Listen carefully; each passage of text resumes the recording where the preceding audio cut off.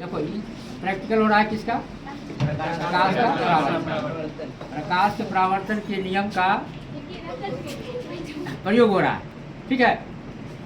और इसमें प्रकाश का परावर्तन का नियम क्या है, आपतन कोण, परावर्तन कोण, परावर्तन, आपतित किरण, परावर्तित किरण और आपतन बिंदु पर डाला गया विलंब, तीनों इसका प्रयोग करना है तुमको, है ना। सबसे पहले क्या करना है, सबसे पहले एक स्केल लेना है, देख रहा है ना, स्केल से एक लाइन खींच देना है, इसमें खींच दिया गया है। और लाइन खींच करके ये समतल दर्पण को यहाँ स्थापित कर दिया, सेट कर दिया। समतल दर्पण को यहाँ फिक्स कर दिया गया लाइन पर है ना इसमें। अब क्या किया गया इसमें, अब पिन विधि द्वारा आज है इसका प्रकाश के परावर्तन के नियम का सत्यापन करना है। सबसे पहले 2 पिन इसको फिक्स करेंगे अपने मन से, ये आपतित किरण का काम करेगा। 2 पिन जो अपने मन से करेंगे वो क्या करेगा, आपतित किरण का।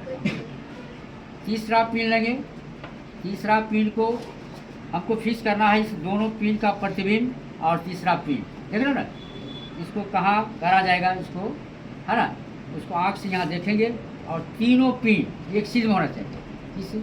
कैसा होना चाहिए, एक सीध में छिप जाना चाहिए तीनों पिन। ऐसी हालत में इस पिन को क्या करेंगे, फिक्स करेंगे। फिक्स हो गया। इसके बाद एक और पिन लेना है, चौथा पिन, है ना। चौथा पिन क्या करेंगे, लेंगे और इस तीनों पिन के साथ चौथा पिन को फिक्स करना है। चारों पिन क्या हो जाएगा, एक सीध में दिखाई देना चाहिए, तीनों चारों पिन एक सीध में छिप जाना चाहिए। इस तरह से जहाँ छिप जाएगा वहाँ इसको फिक्स कर हो गया, फिक्स हो गया। ये हो जाएगा आपतित किरण और इसको परावर्तित किरण है। इस दोनों का ये हो गया बिंब, इसका ये प्रतिबिंब। इधर से देखेंगे तो ये दोनों बिंब हो जाएगा, ये हो जाएगा इसका प्रतिबिंब। इधर से देखेंगे तो भी एक सीध में लगेगा, चारों एक सीध में पोल की तरह लगेगा। और इधर से भी देखेंगे तब। अब क्या करना है, इस चारों पिन को क्या करना है कि हटा देना है। हटा करके एक एक पिन को हटा करके क्या करेंगे, इसे हट कर देंगे और यहाँ गोला लगाएंगे। क्या करेंगे, गोल कर देंगे, कर दिए। इस पिन को हटा लेंगे और क्या करेंगे, गोल कर देंगे, हो गया। इस पिन को हटा करके यहाँ गोला लगाएंगे, हो गया। फिर इस पिन को हटा करके गोला लगाएंगे, हो गया। यहाँ तक समझ में आ गया। इसके बाद क्या करना है, मिरर को भी हटा देना। मिरर को भी क्या करना है, हटा देना।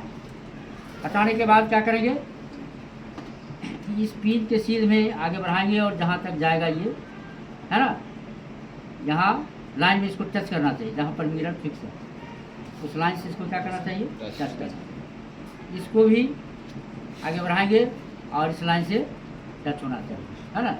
जिस बिंदु पर ये दोनों कटेगा उस बिंदु को क्या कहेंगे, आपतन बिंदु। क्या हो जाएगा वो, आपतन बिंदु। इस आपतन बिंदु पर क्या करेंगे, एक लंब डालेंगे। क्या करेंगे, एक लंब खींचना है। लंब खींचने के बाद क्या हो जाएगा, ये आपतित किरण हो गया और ये अभिलंब हो जाएगा। ये लंब क्या हो जाएगा, अभिलंब।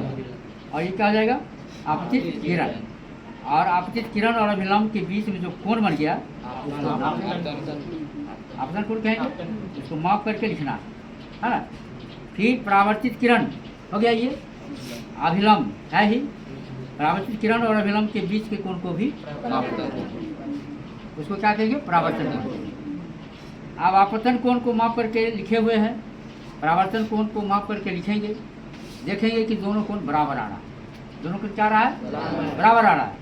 इससे क्या हो जाएगा, प्रकाश के परावर्तन के नियम का सत्यापन हो गया कि आपतन कोण परावर्तन कोण के बराबर है। यही सत्यापन करना था। यही प्रकाश परावर्तन का नियम है कि आपतन कोण परावर्तन कोण का बराबर होता है। ये दोनों कोण क्या हो रहा है, बराबर हो रहा है। इससे सिद्ध हो जाता है आपतन कोण परावर्तन कोण बराबर है।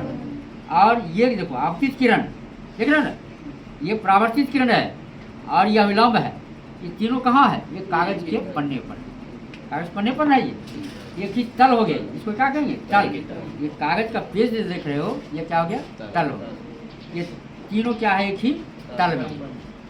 यही 2 नियम है, आपतित किरण, परावर्तित किरण और आपतन बिंदु पर डाला गया विलंब, तीनों एक ही तल में होता है।